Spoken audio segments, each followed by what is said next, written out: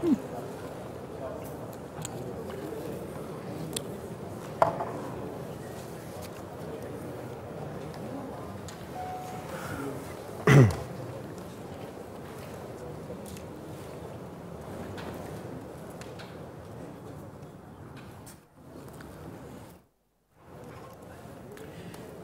afternoon, everyone. Thanks for being here. My name is Shivnath Thukral. I'm not Senthil Chengalvarayan, as your booklet stated. I would like to welcome you all to what I think is one of the most controversial subjects in this country right now. And I think anything to do with land has many layers of a debate in the media today without a lot of introspection, a lot of studying of what the facts are. I have an extremely powerful panel. It is not one-sided. It is quite well balanced, and I would like to thank the World Economic Forum for that. If you see your booklets, it's called Moving to a Better Ground. How can land reform in India be tied to a better balance between developing rural livelihood and equitable and sustainable economic growth? And they do want us to address three basic issues about fostering employment creation in rural India, improving the investment climate, and minimizing the impact of environment and rural communities. I think the topic says way too much than what the focus of land reform and rural livelihoods is all about. But it's not for me to give my views. I'll be the facilitator.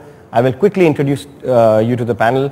He is not Jairam Ramesh. He's Ajit Gulabchand. Yes. He represents HCC, has been in the news, and I would like to thank you for agreeing to come on this panel, Ajit, because I know this subject is close to your heart and you have very strong views on it as well. And it's not because it's a chance to replace Jairam. No, we are not trying to replace you.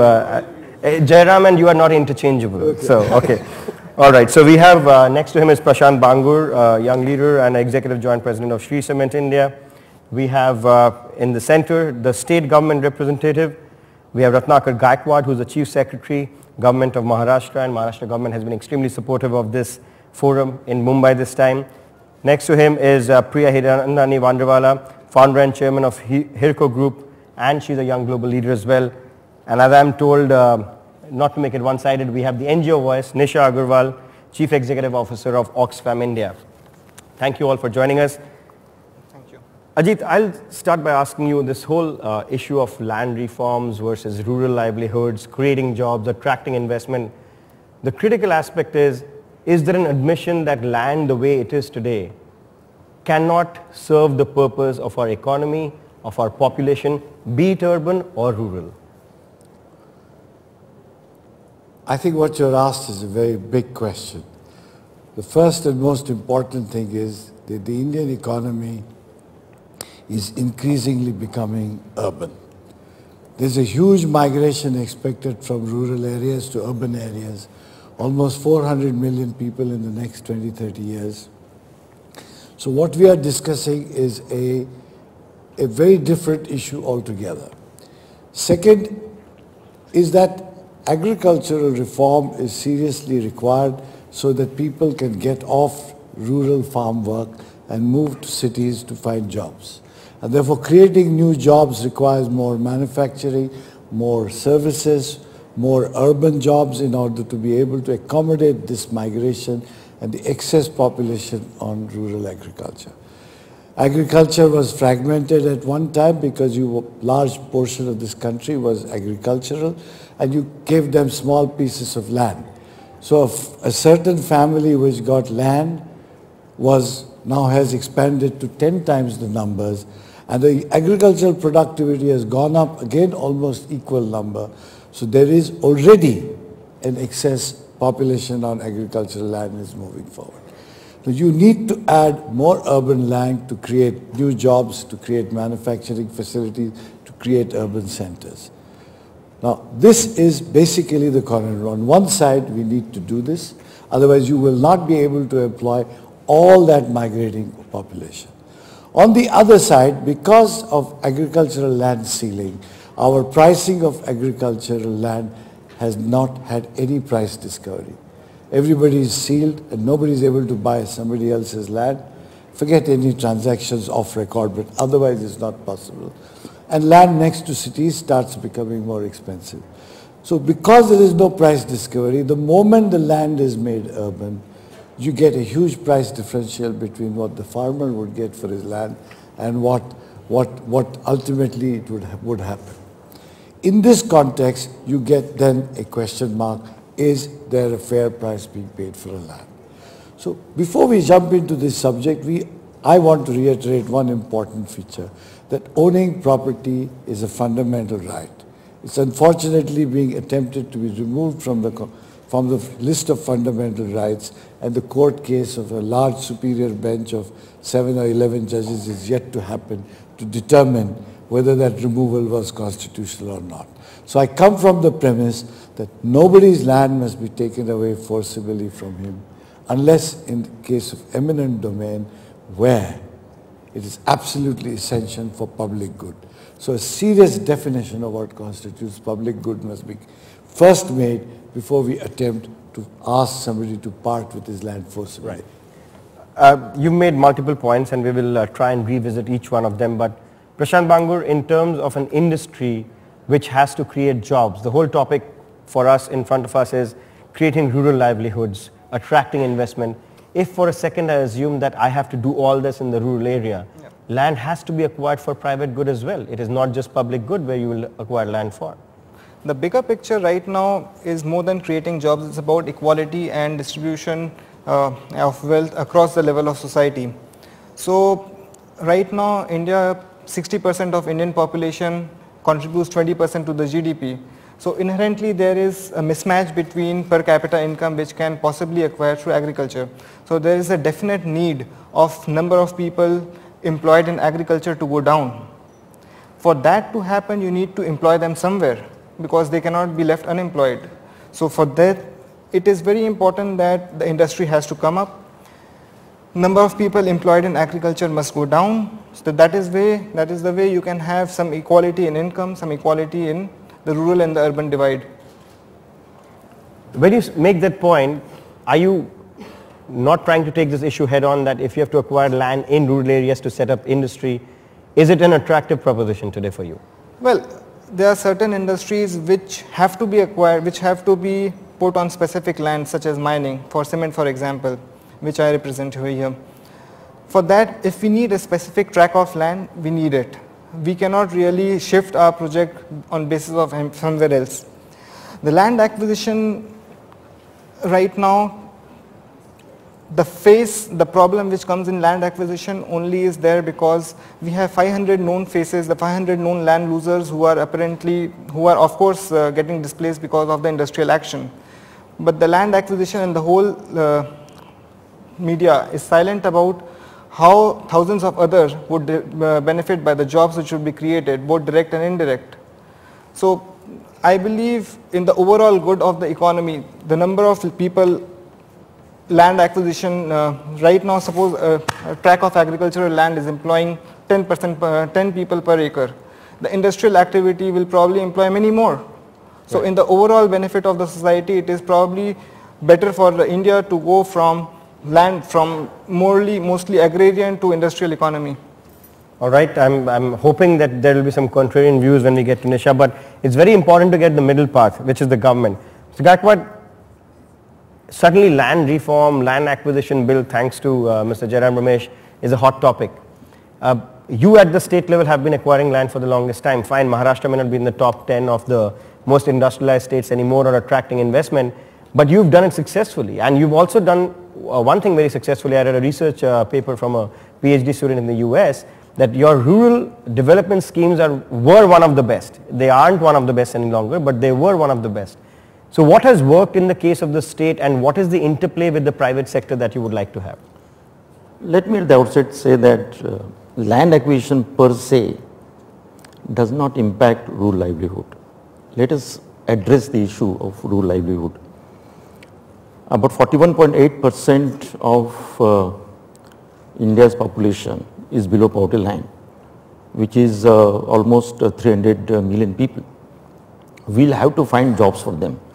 Agriculture has its own limitations because only 12% of agriculture total cultivable land is under irrigation in Maharashtra. 88% that means is dry land. So we'll have to invest in agriculture, particularly dry land. So we'll have to diversify agriculture. We may have to think about giving more emphasis on horticulture, on livestock, dairy, fisheries. So these are some of the ways that we need to invest in agriculture. I am happy to mention that under NREGA, there is a lot of emphasis on agriculture because we are constructing large number of farm ponds, wells, watershed management programs, soil conservation, water conservation. So through that, a lot of investment is being made in agriculture. But agriculture has its own limitations because it is seasonal in character. It cannot absorb the large scale underemployment and unemployment. So we'll have to create employment opportunities in rural areas in non-farm sector. And fortunately in India we have got traditional skills, traditional artisans, but their productivity and earnings are very low. So we'll have to give them backward and forward linkages in the form of say skill development, upgradation of their skills, credit, raw material, marketing support. So in Maharashtra as well as in India, I mean I've worked in cottage industry sector and we developed a cluster approach called as Rural Industrial Estate, RE.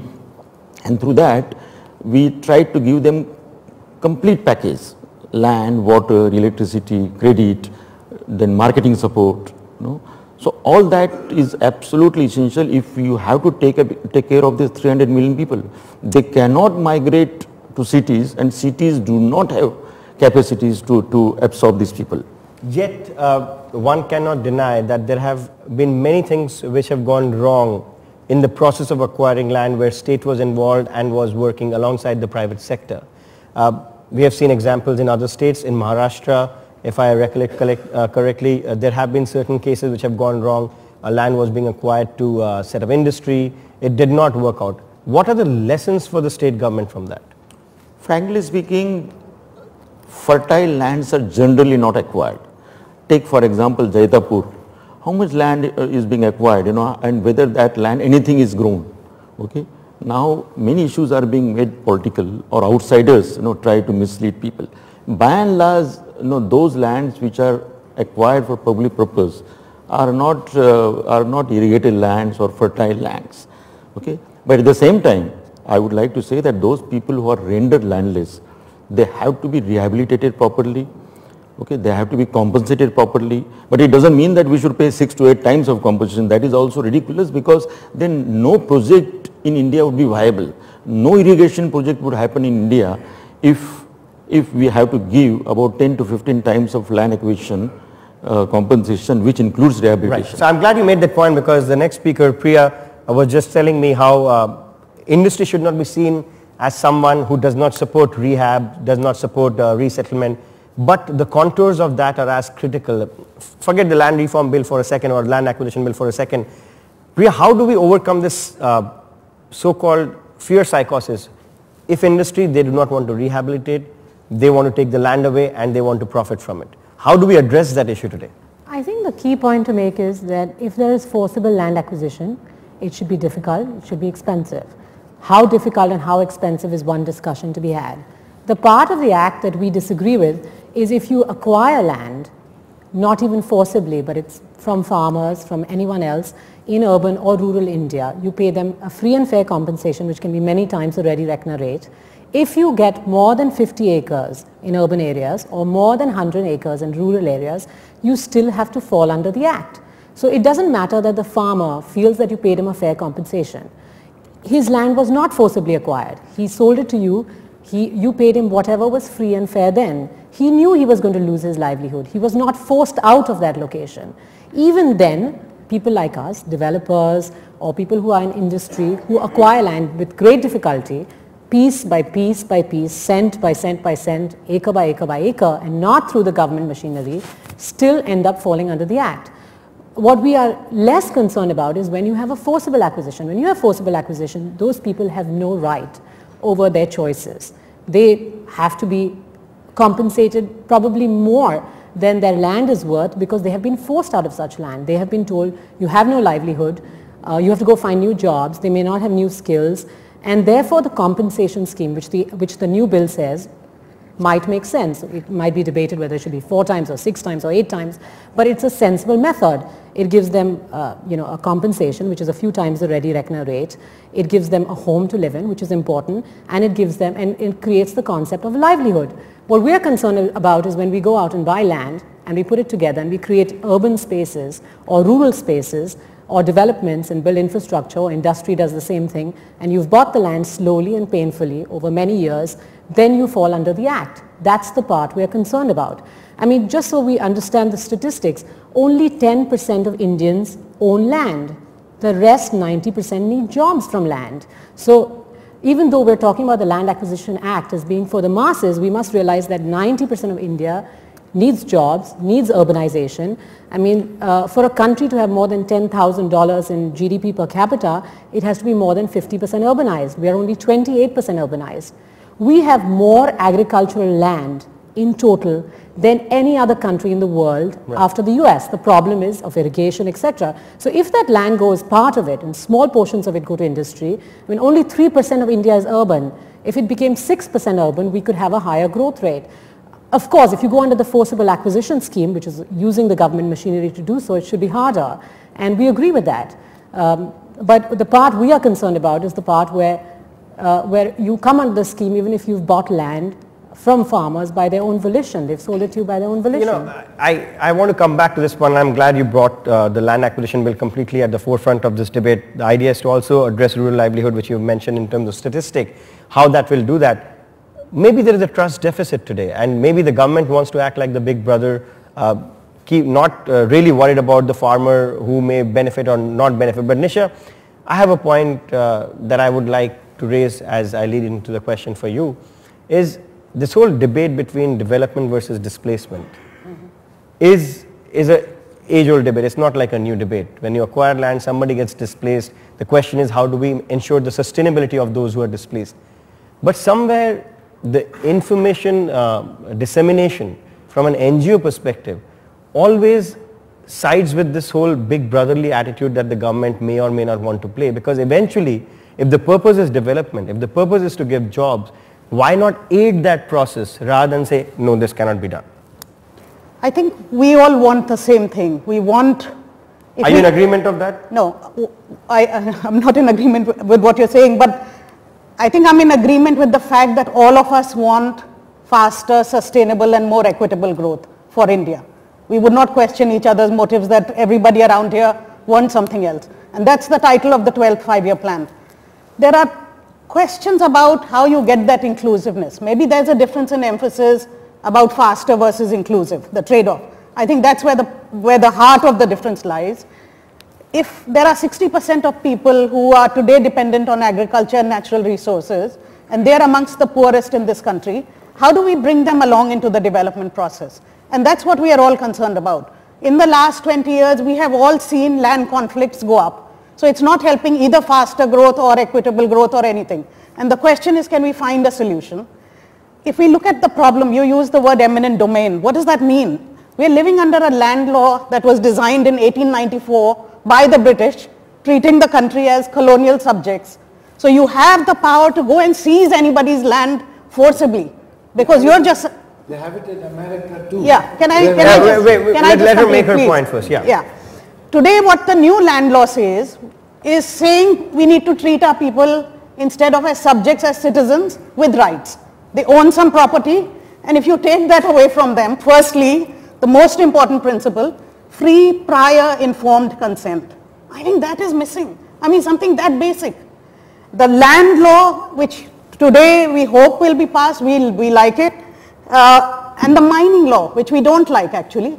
These two will define whether we can deliver faster and inclusive growth in this country. And you look at the difference between the land law, the mining law, the Forest Rights Act, and then how the PESA, the land which extends panchayat to tribal areas. These four together form the nexus of who owns property, how will people take it away, what fair compensation will they get, and will their lives be better off after that process? Are they partners in development, or are they people to be displaced? Okay, point well made. I have one counter question before I open it up as a debate. Whose responsibility is it to make the public better informed? When I say public, the rural public. not the media, because the first thing everybody does who has a controversy on the side is to go to the media. Whose job is it to go to the public and inform them that, look, this is actually going to have incremental benefits as far as your livelihood is concerned, your family is concerned? Is it the government's job? Is it the private sector's job? Or is it your job? If you see what the problem is today, take the Forest Rights Act. Okay, first there was a Conservation Act which took away suddenly the rights of all the tribal people who forever had been deriving their livelihoods out of the forest. The reformed Forest Rights Act gave that right back. It recognized it, and it said, you know, these people have a right to livelihoods from the forest. Now, it's a very good law on paper, and we have plenty of these laws. Why do they not get implemented? Because nobody is actually informing people that these laws exist. They exist on paper. It's all our jobs collectively to implement these laws. I mean, it's no one person's responsibility. And this is what we do. Basically, we go on the ground, we fund 200 local NGOs, and in whatever we do, we really try and get government laws implemented on the ground and government programs. And the first thing is really just information sharing. You take one village where things are working well and the one next door, and the only difference is that in one place people are actually aware of the laws and the rights, and in the next place they're not. Really, it's that simple. Okay. Good that you made that point, Ajit. Coming back to you, it looks like nobody is disputing that we need growth. Nobody is disputing that we need to acquire land. What the point of debate, it seems, is which process is right, which is the most Pareto optimal situation. Now first, I have 2-3 more points to make. First, when we discuss the word rural development, what we are really discussing is converting rural areas into urban areas. So it is not technically rural development, is enhancing a village to be a better village. It's about converting it into an urban center. So that may not be the only way to do it. No, but that's the only way. This is why we are talking about acquisition of land. If it is only for the purpose of farming, then there's no question of acquiring land or buying land. The land is being bought because it is being converted for urban use. That is why. So first, I think that the entire area of land acquisition and this thing must move to the law ministry and must be taken out of the hands of the rural development ministry. Because it also covers acquiring of land or buying of land within urban areas. This is first most important thing. Then there will be a broader understanding of why we are doing it. Otherwise you are doing it supposed to be for rural development means only for farmers. I think this is an important distinction I'm making. Second is, I agree with Nisha that we have got to marry many goals here. And you cannot forcibly take land unless there is a certain real purpose in it. And that has happened even in America, where you are allowed to shoot anybody who crosses your land. His land can be taken away only when it is very clearly determined as a public good. Here we are talking about expanding urban areas, so all this excess employment that is required can be created. And therefore we must view this land acquisition from that point of view. Second important thing about land acquisition is, at the end of the day, there's an economic viability to doing things. There's a workability to doing things. If you make something as complex as unable to do, then it's never going to work. If you ask me, if in its present form, if the land acquisition bill is passed, you can forget development in this country for the next 100 years. Whatever may be the faults of the land acquisition bill of many, many years ago, 100, 150 years ago, it still has given us development over the next 100 years. That's a strong statement that you're making. It's a very clear statement I'm making. Because it is too complicated. It's not just about price. It ties in people over a variety of areas. You are supposed to take acceptance from 80% of the affected people. To give a quick example, if you were to sell your apartment in Bombay, all your domestic help, their relations in their villages, all the shopkeepers and their relations in the area, taxi drivers and relations in the area, who are all affected once you move from there, you need their permission to sell your flat. On the other hand, there's a huge restriction on the farmer who has a right to sell his property whom he wants, that he will not sell it if it is irrigated. So I think we have got too many contradictions in this bill. Then plus everybody has to be given employment and he has to be given compensation for 26 years. Now I will show you there's a genuine parcel of land in Nasik, 20 acres of land. I would like anybody to please tell me how you will acquire this land under the land acquisition bill. It has 600 owners. 40 pages of thumbprints of owners are there. Whom will you give employment to? Whom will you give lifelong? Right. So you're saying it's going to lead to many more complications? There's many complications. Yeah. Okay. The idea that we need one, better one, exists, and I think we should have one. Okay. In its present form, no. It's a disaster as far as you're concerned. Prashant, you have to set up investment. You have to set up industry. Yep. Will it aid industrial development? Well, my point is that we anyways are paying 20% more than the new bill which is already being circulated right now. We are happy to pay maybe double of that, but we want certainty and finality in the acquisition. What we really don't like is it's open-ended. Like industry per se doesn't really bother what it pays because it will be anyways charged to the consumer and the inflation will go up. So we don't really mind paying as much as the government wants us to pay. But we want finality, we want certainty that this tract of land can be acquired in 6 months, in 1 year, 2 years. Time is also okay, but there should be some finality to it. And also, business per se, business environment really wants some certain law and order.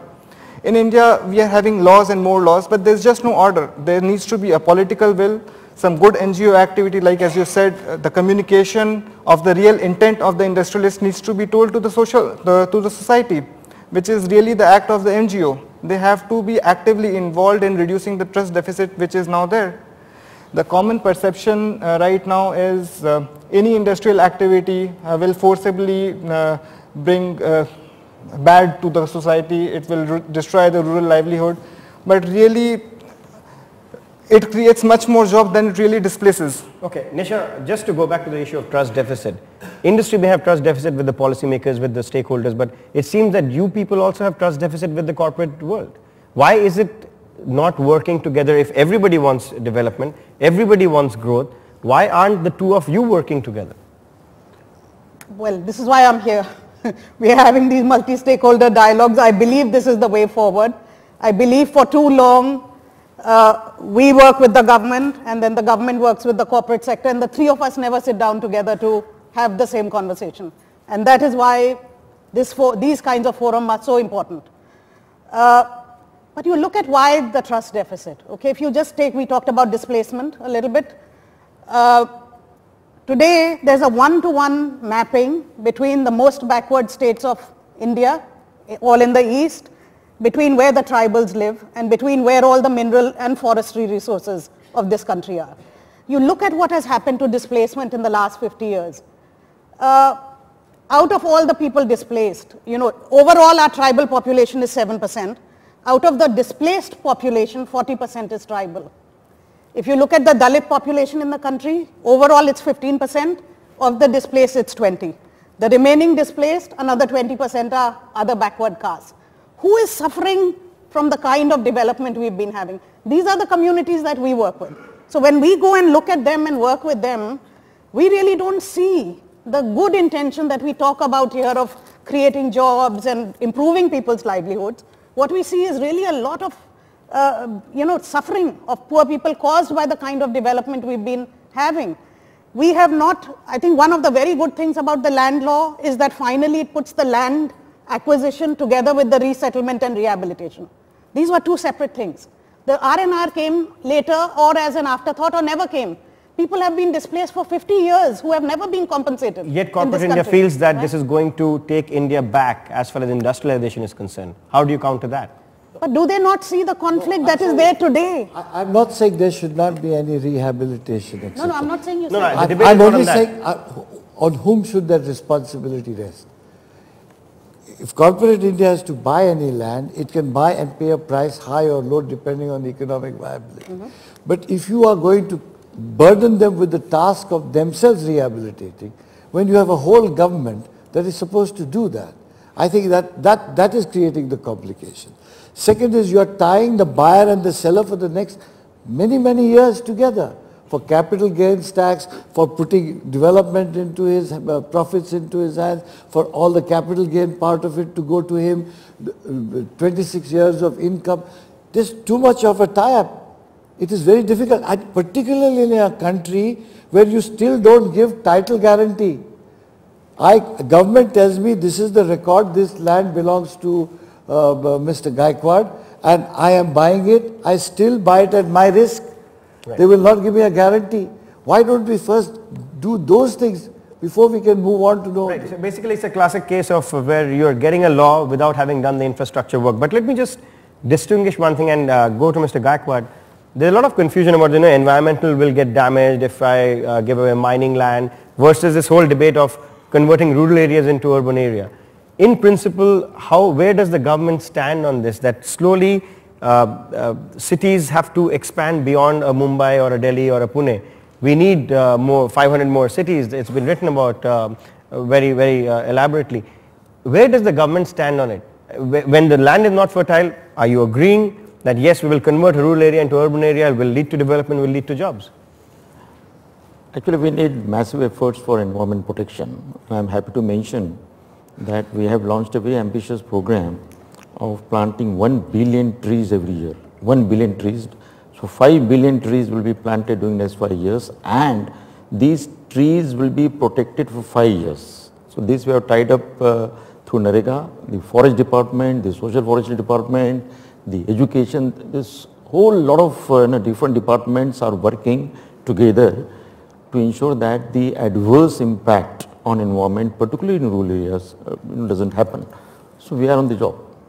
Apart from that, the solar energy, the other energy alternatives, all that, including biogas. No, the question I'm asking is, as a state government, are you in principle agreeing that urban areas have to expand beyond the existing cities, and hence you will aid that to happen? Absolutely, it is a must. In fact, if you see the share of manufacturing and industrial sector to GDP, it is necessary to increase it. Look at China. What is the contribution of China's manufacturing sector to the GDP? We are nowhere. In Maharashtra, it is only 29%. We have to increase that to at least 40 to 50% if we have to create wealth and jobs both. So there is no alternative to expanding our manufacturing and industrial base. We will have to do that if we have to be a superpower. Priya, let me just come back to you on the point that you raised about whether it's land acquisition in rural areas or urban areas before I throw it open to the audience. The similar problem will exist in urban areas because you've seen a lot of rural to urban migration, no jobs, jobless growth, or whatever the larger debate might be. Cities themselves cannot accommodate it. So what Ajit said is a possible remedy, and for that you need to acquire land starting on the fringes and then keep expanding. Is that also a problem in the current law? Well, I mean, it is a problem because of lack of information.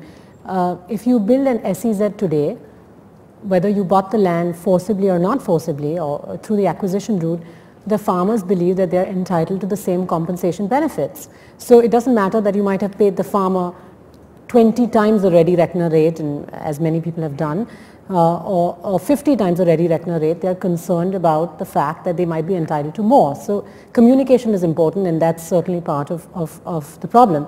The real problem is that governments everywhere in the world have realized it's very hard to invest in urban infrastructure and build it completely. We've seen the European governments build a lot of it and now paying the price for it, and the Indian government has not done that.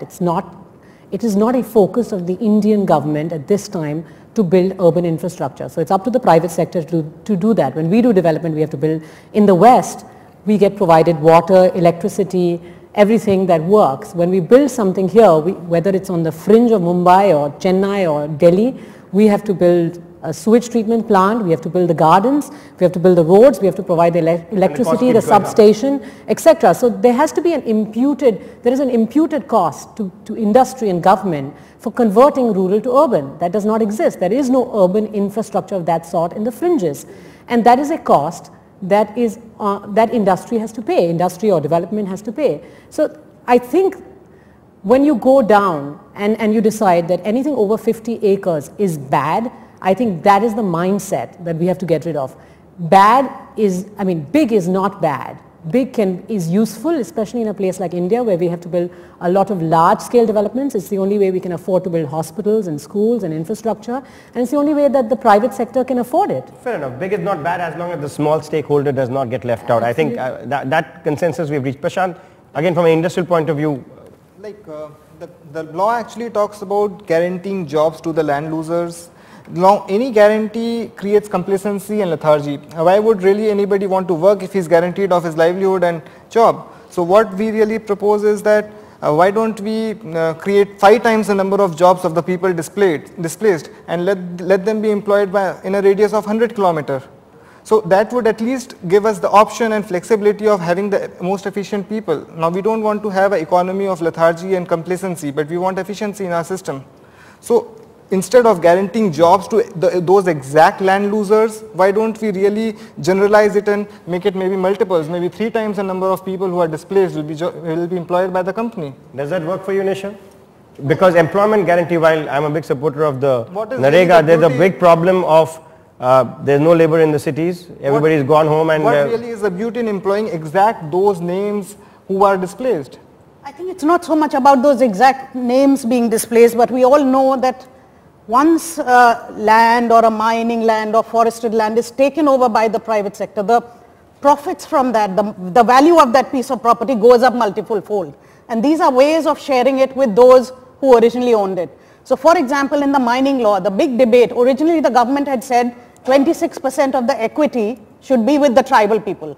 They've owned it, they don't have the capital to mine it, otherwise they would do it themselves and become millionaires. The private sector comes in, it's good, it unleashes some of that economic potential. But do these people get left out of it completely? But you're trying to address that through the RMR. So just let me, so 26% was the best practices example that they picked up from South Africa. Other countries are doing this, okay? Now where are we? We are, the private sector complained, they don't want to share equity. As you say, how long do we want to be tied to those people, etc., etc. Today we are talking about 26% of sharing of after-tax profits. What has happened? One Goan mine company that declared after-tax profits of 400 crores last year has declared it of 1 crore this year. These people could be bankrupt, Disha, do you right? really want I mean, to it's marry clever accounting practices. Do you really want to marry the fortunes of these people to an Yes. entrepreneur who may Yes. fail tomorrow? Well, and Instead of that, why don't you create a system of royalty which has to be paid? And it's so much easier, cleaner transaction. Or why don't you take everything front end and at least let the industry function the way it does? Because if you're marrying this, you're actually asking somebody to participate in somebody else's body corporate, which is a risk venture, which can go down the drain too. Well, that's the point Nisha is making, that I mean, one can show the profits as much lower, but No, one second, It Nisha, can fail. Nisha, the problem is you talk about economic value of a land going up, but that is the whole basis of entrepreneurs, right? Exactly. They are coming and investing their time, effort, management skills. That's how value is going up. Now the debate cannot be taken to just because the rural guy could not do it and hence the entrepreneur should be punished. The question is, how do you make it a sustainable environment? So my question to you is, before I ask Mr. Gaikwad the same one, how do you think the sustainability of it will happen? Because right now, from what I understand, I think a government official has gone on record as well about the rail corridor that, I mean, this is going to be a disaster if land acquisition is going to be done like that. My question to you is, how do you come up with a more sustainable and a more simplistic solution at the end of the day? But why would it be a disaster? The land law, the mining law, all of these are international best practices. What we are proposing in India is no different from what other countries are doing. I disagree with you. They are not international best practices. These are. I'm sorry. I am saying you create royalty for the ownership of that land and having been the people who have actually found the mine. But you cannot marry them into a venture they have no control over. You should not ask them, because tomorrow that particular company fails or goes into bankruptcy. What happens? Second is, don't burden the entrepreneurs with a kind of cost which cannot be therefore economically viable tomorrow. So you decide the royalties to be paid to people that own that originally, and you give that royalty to that state, give the royalty to the people. If the tribals own that land, give them that, but don't make it a percentage of profit. Don't make it tie their fortunes to their futures to these people. They are independent. Tomorrow I may buy. I may sell my company to him. Day after it may be closed down. Why do you want to link these fortunes? Okay, let's just bring it back to the, sorry. International practices may not really be the best practices. It is there in South Africa, but who really knows if it's in the best interest of the people in general or South Africa? So we believe that Indian practices, Indian brains would definitely be able to give much better laws, much better reforms than really if we have to copy any international practice. I mean, again, that's... So we had a central planning practice some time back. That was an international practice that failed colossally around the world. And I'm told Montek is not coming for the next session. No, so Montek is not a central all right, planner. Mr. Gaikwad, where does the state stand on this? Because eventually there are certain nuances about land acquisition, the relationship between the central and the state. You just told me that the central law may not be sacrosanct to you. In Uttar Pradesh, we saw Mayawati went ahead and announced a law, and then came the central law. How will you manage this whole interplay? Because the verdict of private sector is pretty clear. Not against rehab, not against compensation, but don't make it draconian without doing the infrastructural restructuring. I personally feel that the principles adopted in the Land Acquisition Act of 1894 are very solid and sound.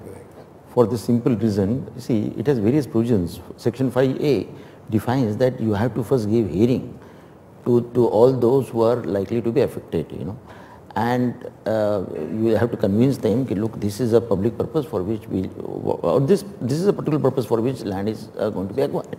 After hearing them, then only you issue final notification under Section 6. Then for compensation also, hearing has to be given. So the principles of equity. 19th century law is better than the one which has been drafted now? No, I personally feel, what is the necessity?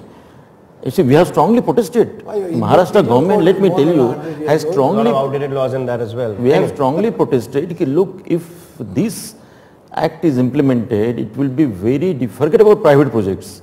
It will be very difficult to even execute and implement public sector projects. Perfect. I think the government will not be able to carry out public infrastructure. Absolutely, yeah. And we have pointed it out to central government, and I personally feel that, this is the 1894 Act is absolutely solid. And apart from that, we have got individual other laws also, like MIDC. MIDC has to acquire 60,000 hectares of land. Now with this about 15 times of reduction rate, no industrial development will happen in Maharashtra. Nisha? I mean, the government is saying the same thing. No, I completely disagree that the 1894 law is the one that is suitable for India today. Two problems: this eminent domain business that anybody can seize anybody's land, and secondly, public purpose was never defined in that, and that is what is causing conflict today. Correct. I mean, I would agree that you define public purpose very narrowly. Correct. It should be for public infrastructure, for health, for education. Providing jobs is also a big public purpose. I mean, what is the problem with today's land law? Let me just read a couple of things from the preamble, the principles behind it. It says a bill to ensure humane, participatory, informed, consultative and transparent processes, number one. To provide just and fair compensation to affected families, number two. And that affected persons become partners in development, leading to an improvement in their post-acquisition social and economic status, number three. I mean, would anybody here in this room disagree with these three principles? I think then we are really in trouble. I do disagree. Which one? I'll tell you what it is. First of all, you are talking, when somebody is forcibly dispossessed of his property, certain elements come into picture. If he's willingly giving it up, it should not. No, then this law doesn't apply. The second is, who does the rehabilitation? Who does that? It's basic point, as he said, is if you create sufficient jobs, the rehabilitation is done. Yeah. It is not as if the rehabilitation... So when you sell your property, do you give 26 years of your apartment to your domestic help, of salaries? In our company, we have created a team of entrepreneurs out of the villagers of whose land we have acquired. 500 trucks have been given and they have been encouraged to employ in our factory, so that at least those who are displaced are economically viable and sustainable, and there is full cooperation among the villagers, the local community and the plant.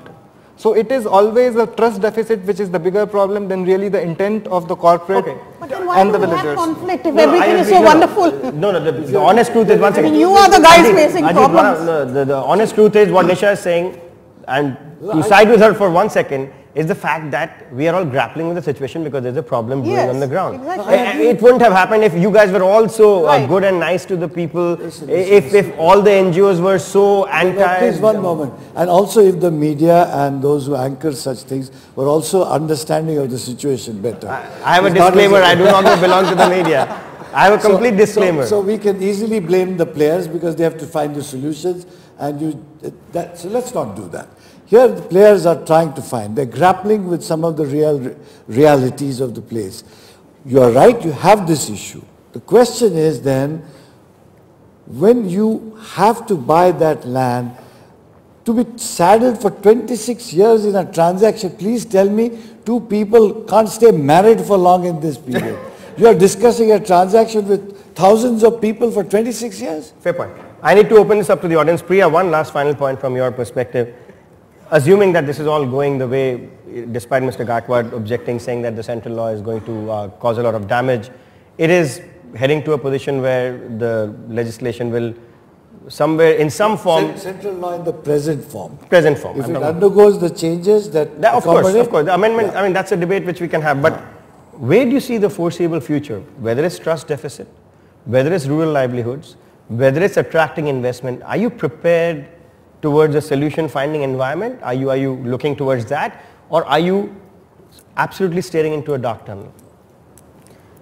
I think if you keep the dialogue. Let her answer. Oh, sorry. I'll let you speak first. No, go ahead, Priya. No, go ahead. The question is to you. I just want to clarify one point where I think Nisha we disagree is the law does apply to people who don't forcibly acquire land.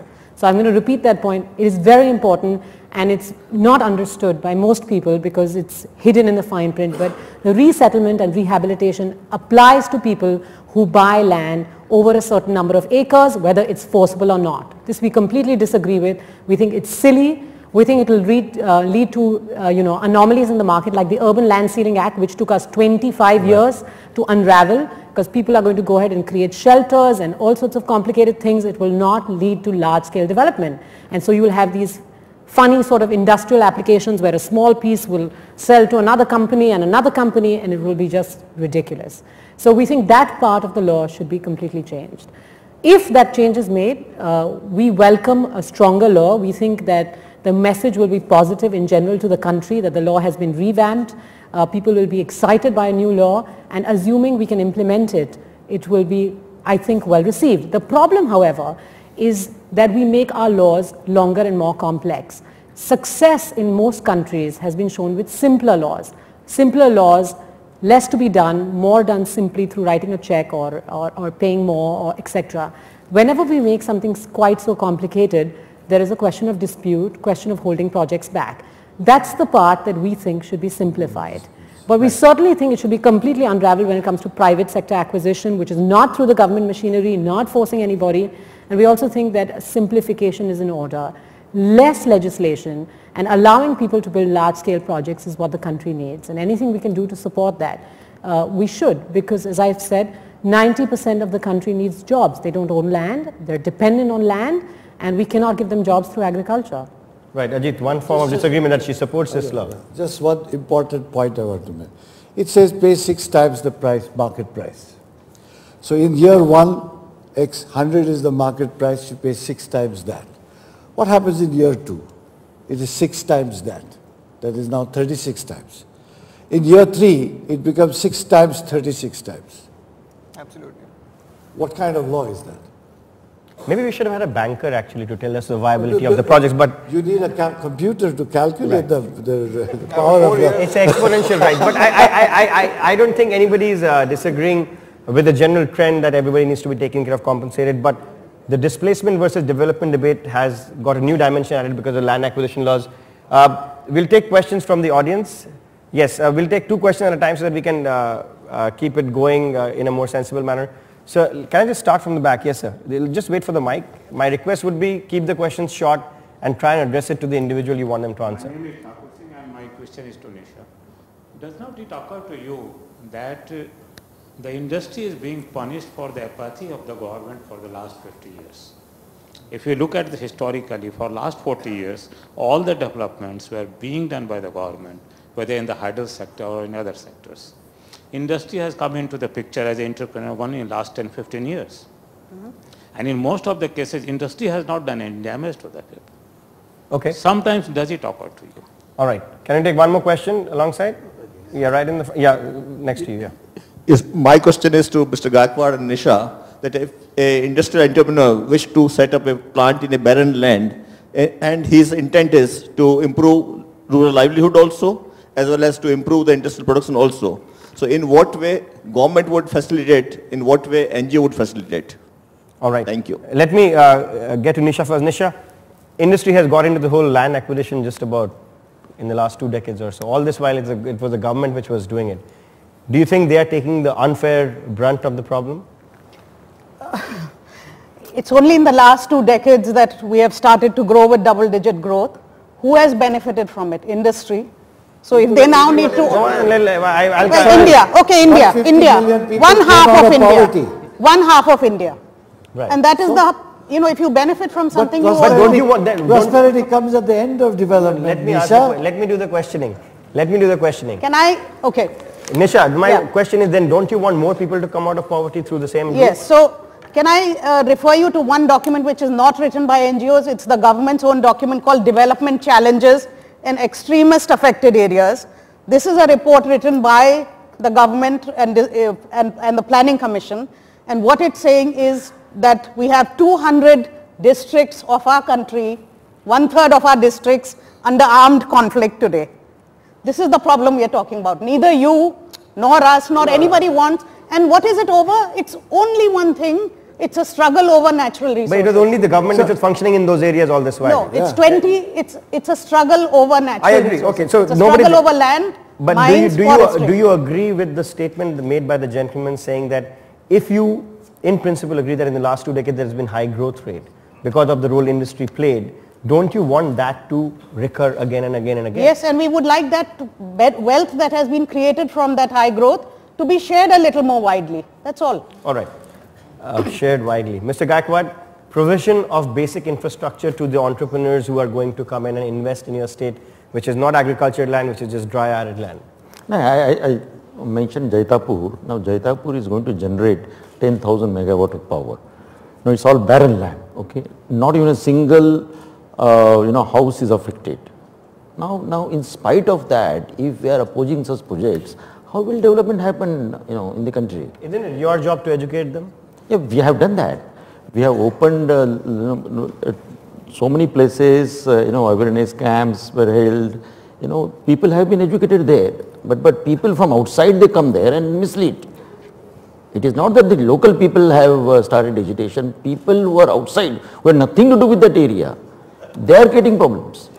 In principle though, the point that Priya made, that government doesn't really play that much of a role to provide the basic infrastructure for industry to go and invest. How do you react to that?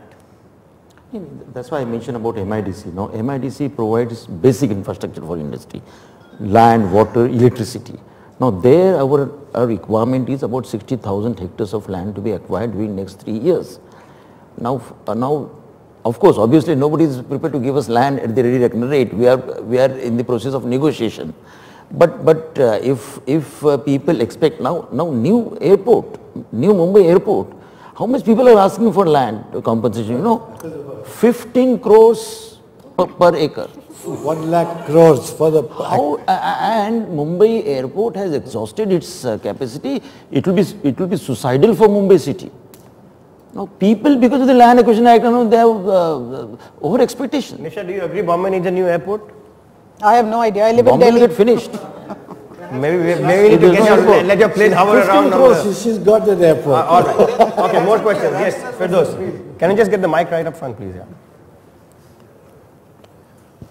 It's not a question but a concern. I think there's one major concern that the Act does not, or the proposed bill does not refer to.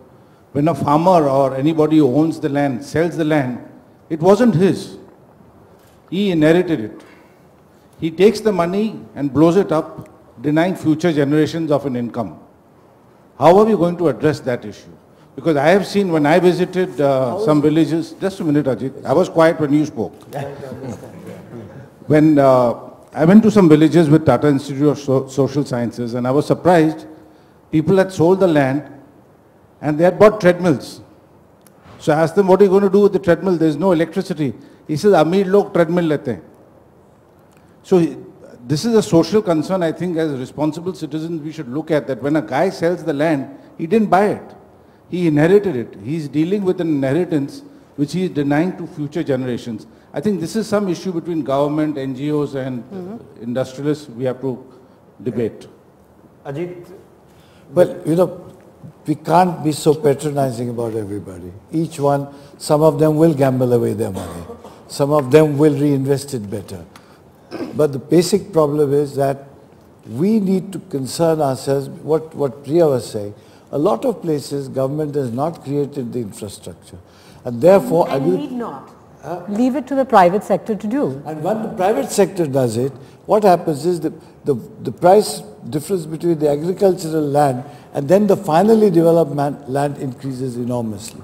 But there's a huge amount of money that has gone into the ground creating that infrastructure, which gives value to the development. So there are many such issues out there and complex, but I think we need to have more dialogue with NGOs that are concerned with really improving the livelihoods. Right. And I think this forum is helpful. Mr. Gaikwad, just to point that Firdaus made, I think has a government role written all over it according to me, because there have been successful examples in Haryana of land acquisition, but there has been a downside of whether it's drug addiction or whether it's crime because of Gujarat as well. Do you see the government could actually play a better role there rather than saying, don't do this, do that? Play a more social role, more public role, which is the need of the hour. See, so far we have had no problems, In fact, we have been acquiring lands for public purposes. So far, it has been a very smooth kind of affair. But now it has become increasingly difficult to acquire land. I don't think up till now we acquired lands, for big irrigation projects, Now what has happened, like say one Gosikud project in Vidarbha, where the dam is under construction, is a national project, which is 90% funded by Government of India. Now those people whose lands have been acquired already 10 years or 5 years back, now they are wanting compensation as per the revised rate. Okay. So now, so all these problems are created of now, of late. All right, interesting. So there's one point here, just one moment, which needs to be pointed out. This bill has a provision for retrospective application. And it's not a time date cutoff. It's retrospective. So if for the Bombay airport it takes 30 years to acquire the full 5,000 hectares, then on the last date it can apply to the first seller too. Yes, Mr. Bajaj. Thank you. Couple of points. The answer to your question is awareness. Otherwise, VRS is the same thing. You give a voluntary retirement scheme, a person blows up the money, and then what does he do? So it's the same thing. What we are doing in Bajaj Auto is awareness. No, but the voluntary retirement scheme is not going to take care of its future generations. The land money is supposed to. It's a similar thing.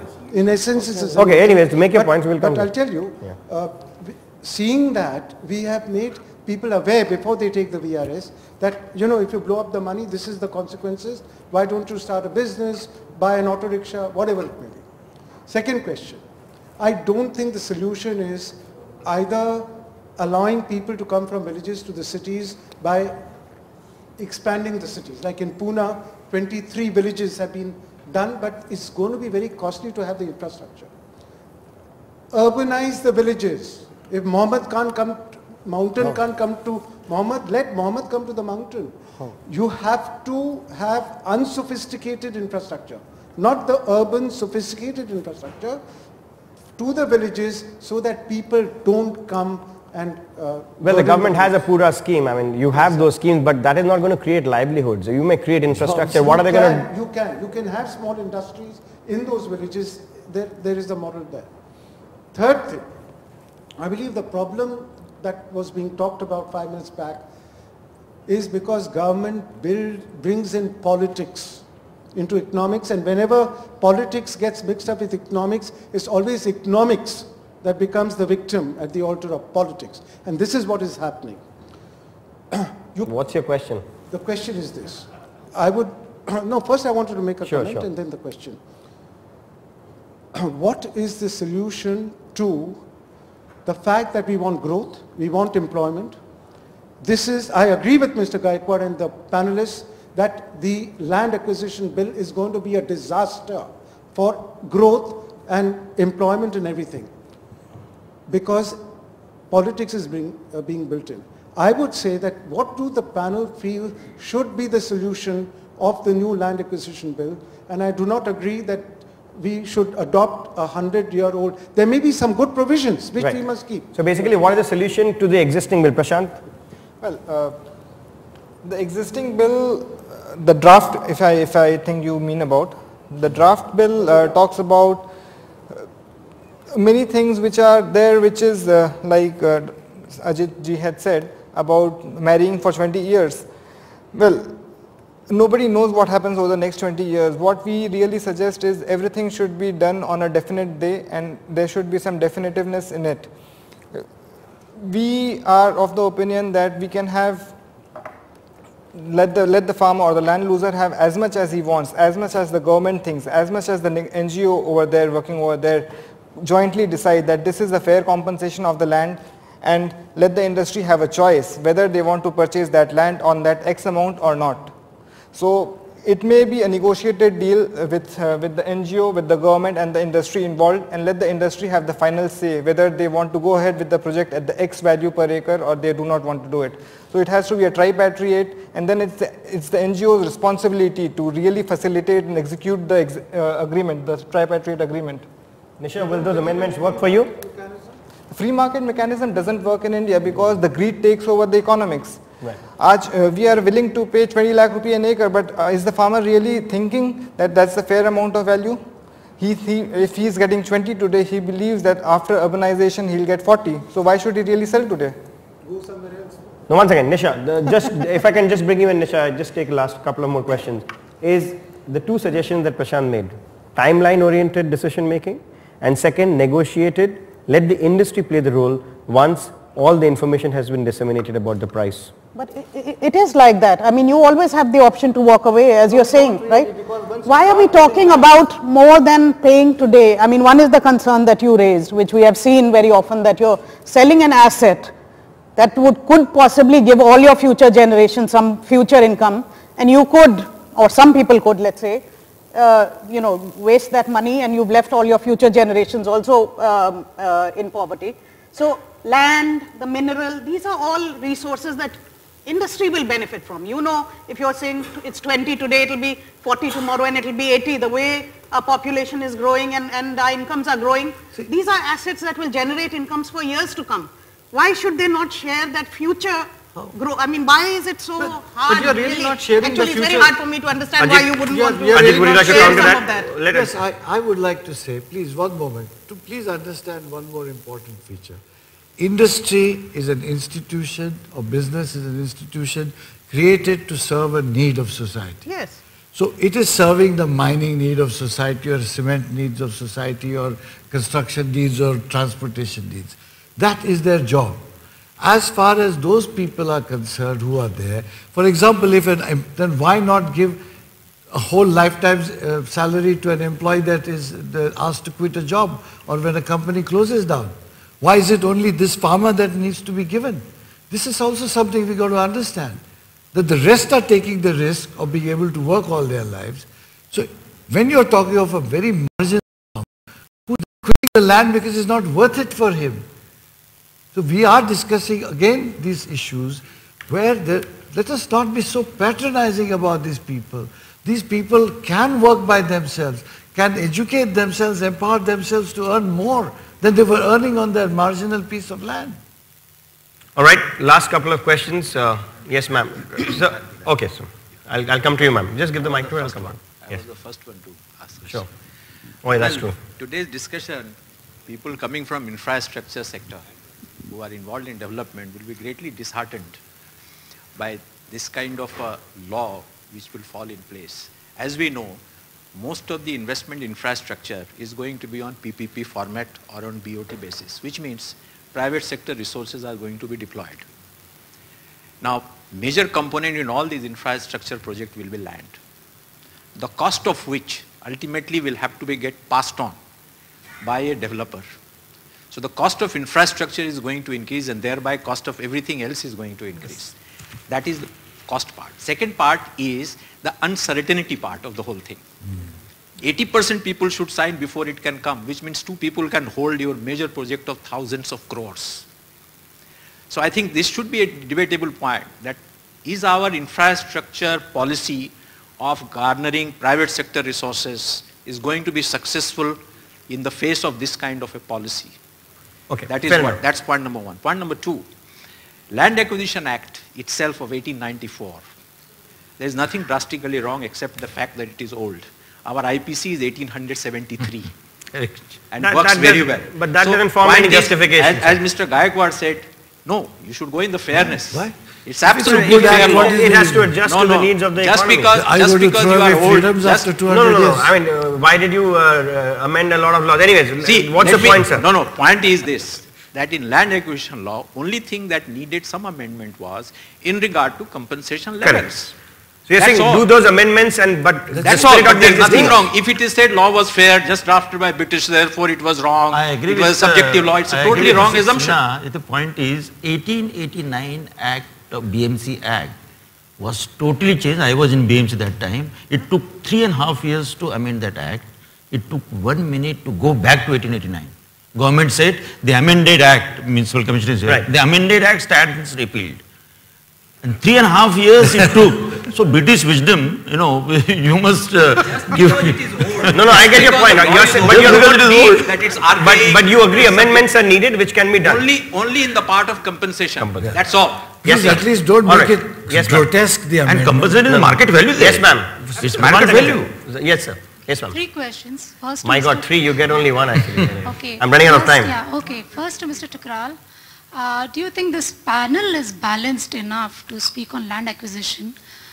3 from industry, 1 from an NGO, not a single one, maybe from the affected group. That's first question. Second question is to Mr. Gulabchand. Do you think this is an assumption or a fact that rural development implies urbanization? Implies? Urbanization. That rural development can be done only when it is Rural development urbanized. is equal to urbanization. It is, in this case, that is what it is. That's my question. You are not acquiring that. That's my question. Is that an assumption or it's a fact? Let me finish my third It is question, not please. assumption. Sorry, finish. Yeah, so that's my question. Maybe you can even ponder over it later. Third is to Mr. Bangur. Is this a contradiction? When you started your conversation, you said that when you buy land and you bring about industrialization, you're going to create jobs and therefore development and employment. And later in the discussion, you have a problem with employing people where you're putting up your industries. Does it somewhere substantiate what Ms. Agrawal is saying, that most of the land that has been bought has been in these sections of society that are even otherwise deprived, are in the bottom rung. So is there a contradiction in what you're saying? Okay. You're first promising that the purpose why you're buying land is going to bring about development and employment, and then you have a problem with employing the people around No, there. as a moderator, I have to correct you. I don't think he made that point. His point was the guaranteed employment. The employment. He never to said those that I will not give particular employment. He said guaranteeing employment is the problem. Okay. Because give options and create opportunities so that many more employment opportunities are created. He did not. I don't think he said that. And what is the real problem in exactly employing the person who is displaced here? What is wrong with employing the person who is not displaced but living 100 feet away? I am talking about employing the society, the people, the area of the society. I am not talking of employing the real absolute land losers. I am talking about give us the option at least to employ maybe within 10 kilometers of the radius of the land displaced. We'll employ as many people, maybe 3 times the number of people displaced, but give us the option, flexibility, so that there is no guarantee. Any guarantee creates lethargy. Agreed. I wanted to... Ma'am, can I take the discretion of no counter question right now? Question number 2 was to you, Ajit, but question number 1, you talked about the balance panel. The minister was invited to be on the panel, who we feel speaks on behalf of the masses. He refused to show up, and I am not the organizer. Therefore the balance was restored. I will definitely communicate. No, I will definitely communicate to the world. But the point is, the right and the relevant people were invited. Ajit, does rural development assume urbanization? The whole objective when you want to acquire land, it is for a urban purpose, either to create an infrastructure or to build a new township, to build a new industrial area, MIDC. This is the purpose. Because urbanization is the only way you will be able to generate employment. That's how it has happened all over the world. Even by the world, by 2050, 75% of the world will live in cities. And therefore, it is for urbanization that this is there. It is not about keeping the village the way it is. It is about this. And therefore, and if you really see, the real issue of prices also of this are lands which are on the periphery of big cities. That is where the pricing becomes a big issue. And when you look at that in an effective way, if you don't build it, and the city itself grows with employment, like Bombay then finally created slums. Because people still migrate to where employments are and they make it themselves. That is what would happen. By promoting, the whole discussion is about inclusive growth also. Do you really think by promoting agriculture and by encouraging people to retain their land, we can have inclusive growth in the country? Why we have to reduce the number of people employed in agriculture, because the agricultural economy cannot grow 10% or 15% every year. There is a limit to what you can produce per acre. So you need to reduce the number of people employed in agriculture, and therefore the per capita income of agriculture will go up. Right. That will be more inclusive. I think India Inc. has had more than its fair share of say. I'll let the last remark be made by Nisha, and then I'll close the session. Thank you for that. What we've been talking about is, do we all want high growth or not? Yes. I hope we also agree that we also care about the pattern of growth, so that we are looking at two pillars always, high growth as well as equitable growth. In India today, the reality is that we still have 456 million people below a very low poverty line of $1.25 a day, which is how the World Bank defines a comparative definition. It's also true, if you take any statistic, we are now falling way below even sub-Saharan Africa. We are falling below most of South Asia. We have been lifting 1% of our people, less than 1% out of poverty in the last 2 years. China, Vietnam, other countries are able to lift 4%. Okay, so this is the difference. When yesterday in the plenary we were celebrating 150 million people coming out of poverty in the last 2 decades, it could have been twice or even 3 times that, had we chosen a different path of development. In the latest article written by Amartya Sen, our Nobel Prize economist, as well as Jean Drèze, this I quote, that never in the history of development have we seen in any country such high rates of growth over such long periods, delivering so little to poor people. Thank you, Nisha, for making that point. I'll close this session by just giving a wrap up. Firstly, I would like to thank each one of you for making time and adding your valued comments. Thank you to the audience as well. For a second, let me just step away from this whole debate that is going around about rural livelihoods, about creating jobs, about attracting investment. You cannot deny that there is a trust deficit. Now, who's bearing the brunt, whether it's industry unfairly so, whether it's government getting absolved of it? It's a matter of public mood today. It's a matter of public debate. I don't think anybody has a confrontational motive. We all want a development. Displacement is a natural fallout of that. The challenge today is, how do we make sure while those are getting displaced, they're also employed by creating livelihoods?